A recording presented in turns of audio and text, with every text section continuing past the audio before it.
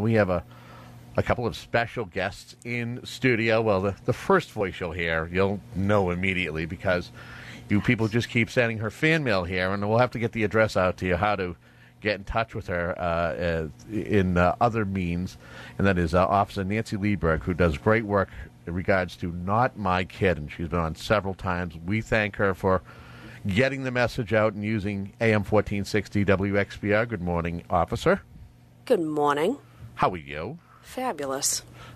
I guess say the first thing is you were here bright and early, and that's probably one thing that I appreciate is our guests getting here in a timely fashion. Early. Not just early. She was like here at like 5:45. I'm like, what are you doing? She goes, can I help write the news? I'm like, no. Sleeping bag, cup of coffee. Yeah, she was doing it all. Just when you need us, we're here. Awesome. First and foremost, we've had you on multiple times talking about Not My Kid. Is the word getting out about Not My Kid? I hope so. The next event is next Friday. Okay. June 17th at 6 at the Youth Y. Okay. All the information is available on Facebook or brocktonpolice.com, but people can always email me at nancy@brocktonpolice.com or call my voicemail 508-897-5377. Now, what parents are you or is the Not My Kid organization looking to, the program itself looking to target? What parents are you looking to target? All of them. I know all of them, but is there a specific age group that yes. you're looking to talk with those parents and get the word out? And why is it called Not My Kid? Well, we're targeting middle school parents. I say ideally, a kid going into 6th grade, their parent should be versed in the Not My Kid spiel. And the reason for that is you want to get the child before they're offered to do anything with their friends or family or whatever the case may be. But I've never said no to a parent. If a parent wants to register their kids in 1st grade or 12th grade, it doesn't matter. Or if they don't have kids, they're a service provider and they want the information. I welcome everybody. And what I find, too, is sometimes the parents aren't ready to hear it.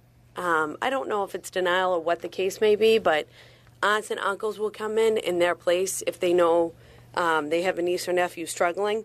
And they'll say, well, what can I do to help? And information is power. So come hear what the statistics are, see what you can do to help.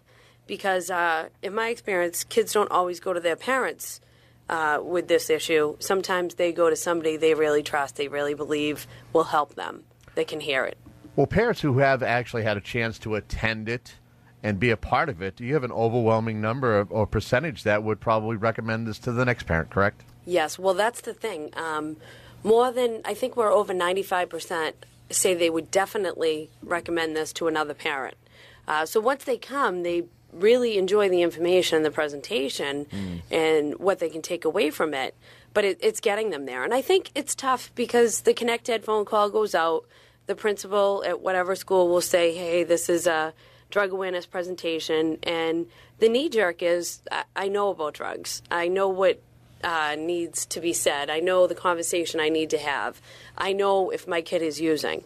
And what I think is interesting about that is I first had the class when my son was 13, and I'd been in law enforcement for 13 years. I'd been a DARE officer, a grade officer, a school resource officer. I'd been to a bazillion trainings and said, well, what am I going to learn? But it was a wake-up call because there are statistics out there that parents need to know about because so we can educate them. And the whole Not My Kid thing, it's kind of a play. I don't believe any parent should say Not My Kid because bottom line is these kids are going to school with kids that are using, that have access to. So you can't say Not My Kid, and I don't. I don't think I ever have.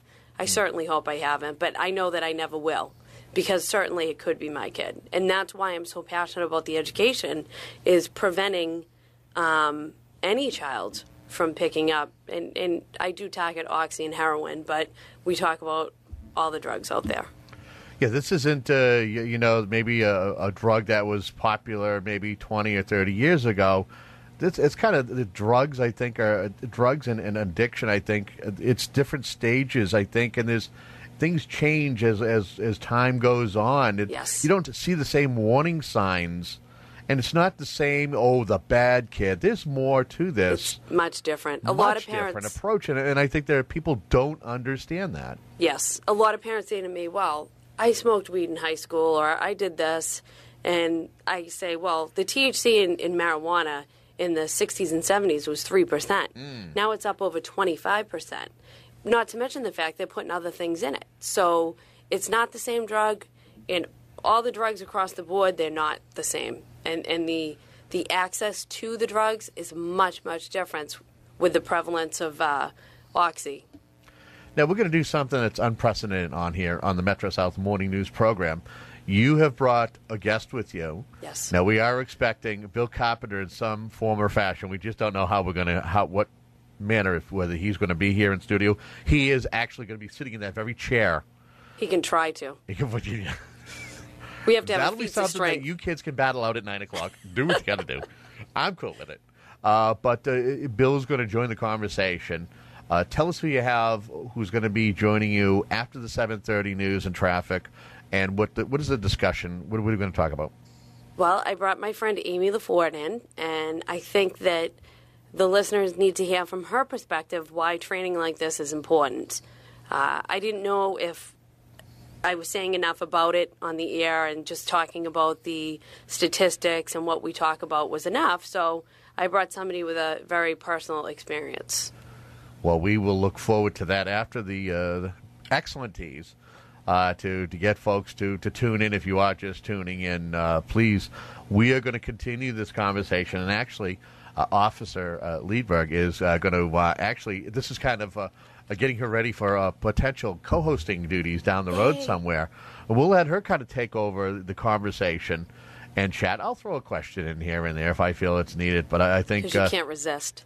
Yeah, I got the mic right here. But we're going to do news, and when we come back, we'll look forward to more conversations with you and Amy. Super. Awesome. You are listening to AM 1460 WXBR.